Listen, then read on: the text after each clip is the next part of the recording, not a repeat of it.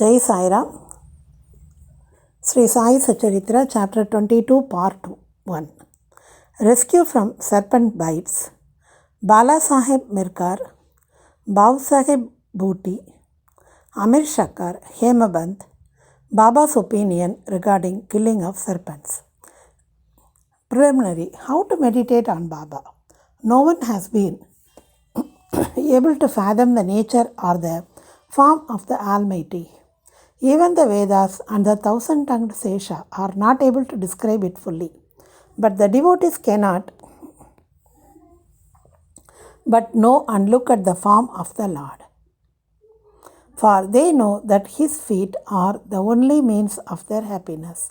They know no other method of attaining the supreme goal of life except meditating on the holy feet. Hemaband suggests an easy way of devotion and meditation as follows. As the dark fortnight of every month wears out, gradually the moonlight also wanes in the same degree, and on the new moon day, we do not see the moon at all, nor do we get her light. Therefore, when the bright fortnight begins, people are very anxious to see the moon. On the first day, the moon is not seen, and on the second day also, she is not clearly visible. Then the people are asked to see the moon through an opening between the two branches of a tree, and when they begin to see through this aperture, eagerly and after concentratedly, the distant small crescent of the moon comes, to their great delight, within their ken. Following this clue, let us try to see Baba's light. Look at Baba's posture, how fine it is. He is sitting with his legs folded, the right leg held across the left knee. The fingers of his left hand are spread on the right foot. On the right toe are spread his two fingers, the index and the middle ones. By this posture, Baba means to say, as it were, if you want to see my light, be egoless and most humble, and meditate on my toe through the opening between the two branches, index and the middle fingers, and then you will be able to see my light. This is the easiest means of attaining devotion. Now let us turn for a moment to Baba's life. Shirdi had become a place of pilgrimage on account of Baba's stay. People from all quarters began to flock there, and both the rich and the poor began to be benefited in more ways than one, and in some form or other. Who can describe Baba's boundless love and his wonderful nature, knowledge and his all-pervasiveness? Blessed is he who could experience one or all of these. Sometimes Baba observes long silence, which was in a way his desertion on Brahma. At other times, he was consciousness bliss incarnate, surrounded by his devotees. Sometimes he spoke in parables, and at other times indulged in wit and humor. At times he was quite unambiguous, and at times he seemed enraged. Sometimes he gave his teachings in a nutshell. At other times he argued at length. Many a time he was very plain. In this way he gave varied instructions to many according to their requirements.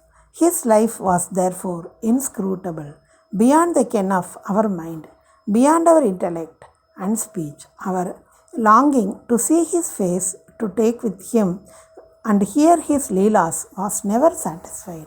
Still, we were overflowing with joy.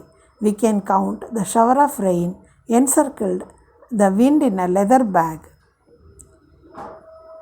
Shower of rain encircled the wind in a leather bag, but who can gauge or measure his leelas?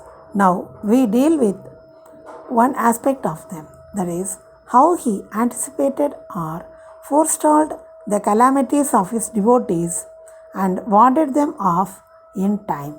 Bala Saheb Mirkar. Bala Saheb Mirkar, son of Sridhar Kaka Saheb Mirkar, was Mamladar of Kopargaon. He was going on tour to Chitali. On way, he came to Shirdi to see Sai Baba. When he went to the masjid and prostrated himself before Baba, usual conversation regarding health and other matters commenced. When Baba sounded a note of warning as follows, "Do you know our Dwaraka Mai?" As Balasaheb did not understand, he kept quiet. Baba continued, "This is our Dwaraka Mai, where you are sitting. She wards off all dangers and anxieties of her children, who sit on her lap. This Masjid Mai, its presiding deity, is very merciful. She is the mother of the simple devotees, whom she will save in calamities. Once a person sits on her lap, all his troubles are over. He who rests in her shade gets bliss." Then Baba gave him Udi and placed his protecting hand on his head. When Balasaheb was about to depart, he again said, "Do you know the Lamba Baba? That is the long gentleman serpent." And then, closing his left arm like a fist, he brought it near the right elbow and moving his left arm like the hood of a serpent, he said, "He is so terrible. But what can he do to the children of Dwaraka Mai?